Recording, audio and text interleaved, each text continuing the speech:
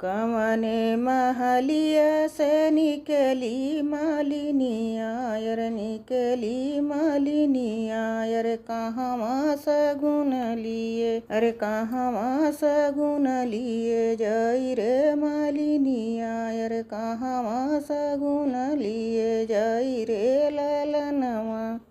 अपने महलिया से निकली मालिनिया रे अपने महलिया से निकली मालिनिया रे मऊरा सगुन लिए जई रे ललनवा रे मऊरा सगुन लिए जई रे ललनवा।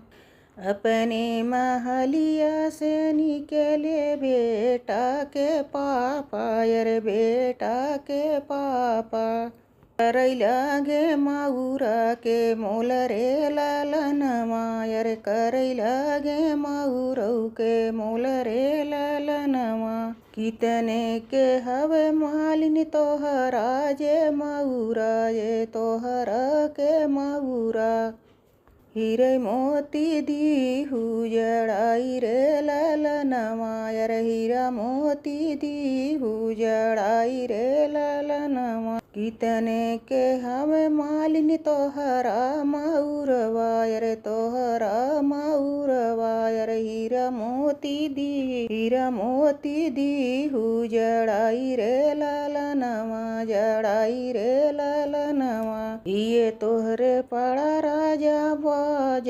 परोजन हो काज परोजन किए राजा करैला ग मऊरे के मोल हो मऊरे के मोल हो ललनवा यर मऊरऊ के मोल हो ललनवा। हमारे निपड़ा मालिनी काज परोजन हो काज परोजनी हमारे ने बेटा के विवाह रे ललनवा रे हमारे ने बेटा के विवाह रे ललनवा। हमारे निपड़ा मालिनी काज परोजन रे हमारे न बेटा के विवाह रे ललनवा।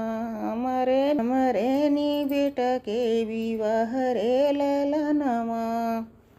मऊरऊ के बाँधी बेटा जई है ससुररिया हो जई है ससुररिया अरे जगमग नगर होई जाई रे ललनवा यर जगमग नगर होई जाई रे ललनवा। कवने महलिया से निकली मालिनिया यर निकली मालिनिया यर कहवा सगुन लिए जाई रे ललनवा यर जाई रे ललनवा।